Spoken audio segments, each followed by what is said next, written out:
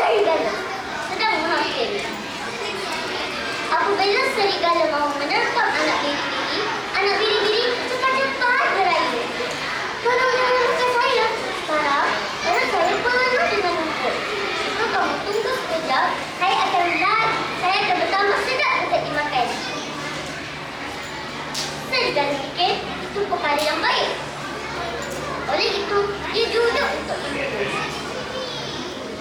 Sekejap kemudian, anak biri-biri itu berkata, "Jika kamu membenarkan saya menari, kulit dalam perut saya akan lagi cepat untuk dihadam." Serigala pun setuju dengan permintaan anak biri-biri. Ketika menari, anak biri-biri mendapat satu akal. Dia berkata kepada serigala, "Tolong ambil lutut pada leher saya. Jika kamu memberikannya sekuat mungkin, saya boleh menari dengan lebih lancar." Serigala pun mengambil lutut dari anak biri-biri dan memberikannya sekuat mungkin. Pengembala biri-biri mendengar bunyi loceng itu, lalu menyuruh anjingnya untuk mencari anak biri-biri yang hilang itu. Gerakan anjing kuat menampakkan serigala. Serigala pun melarikan diri dan anak biri-biri pun selamat. Kawan-kawan, pengajaran dari kisah ini ialah tiada gunanya badan yang kuat tanpa kebijaksanaan. Akhir kata daripada saya. Wabillahi taufiq wal hidayah.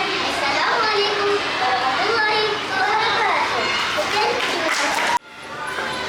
Assalamualaikum warahmatullahi wabarakatuh dan selamat sejahtera. Saya, Aileen Sofia binti Farid Wazdi, akan mempersembahkan sebuah cerita yang bertajuk Sang Anak dan Buah Emas. Pada satu hari, di sebuah hutan yang hijau dan damai, tinggallah seekor anak yang kecil bernama Aru. Aru seekor anak yang baik, tetapi dia mempunyai satu sifat yang buruk. Dia sangat tamak. Suatu pagi, ketika Aru berjalan di dalam hutan, dia ternampak sesuatu yang sangat luar biasa. Sebuah pokok dengan buah yang berwarna emas. Wah, jika aku ambil semua buah ini, aku akan jadi anak paling kaya di hutan ini. Hahaha. Tanpa berfikir panjang, Aru mula memetik. 1, 2, 3, semua buah emas itu. Tiba-tiba, langit menjadi gelap. Angin bertiup kencang. Muncullah seekor burung tua.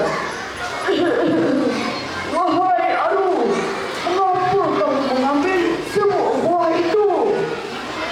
Aru terkejut.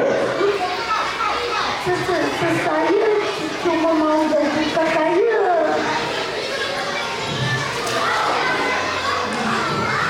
Buah emas itu bukan untuk kamu seorang. Ia untuk dikongsi. Aru mula menunduk dan merasa malu. Dia melihat buah emas di tangannya, tapi hatinya tidak gembira.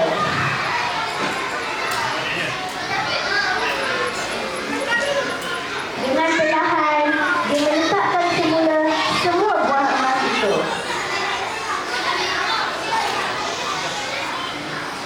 Langit kembali cerah, angin berhenti, dan burung tua itu menghilang. Sejak hari itu, Aru belajar satu perkara penting. Kekayaan sebenar bukan memiliki segalanya, tetapi belajar untuk berkongsi dan bersyukur. Kerana orang yang tamak tidak akan pernah syukur. Terima kasih. Assalamualaikum warahmatullahi wabarakatuh. Dan salam sejahtera. Nama diberi Profesor Sofia binti Muhammad Hafiz dari Penasihat Nusantara. Pada hari ini, saya ingin bercerita terkait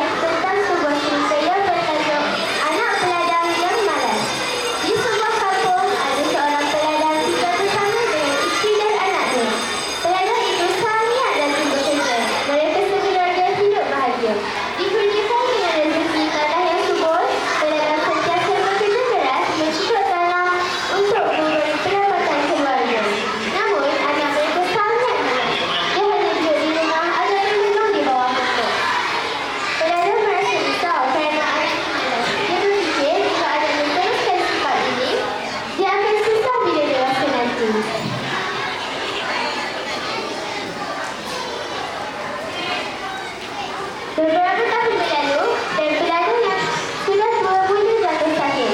Sakitnya semakin lama semakin teruk. Dia terfikir bahawa hidupnya sudah tidak berapa lama lagi. Lalu dia pun memanggil anaknya yang malas itu. Di dalam tanah kita ni, ayah adalah seperti yang penuh dengan emas. Lalu, anaknya ibarat masuk 3 kanan, keluar 3 kiri. Selepas itu, pelana pun meninggalnya. Ayah, jangan tinggalkan kami. Bagaimana kami tahu hidup? Kata ayahnya sambil menangis sesak-sesak. Beberapa tahun berlalu, kehidupan isteri, peladang dan anaknya menjadi semakin susah.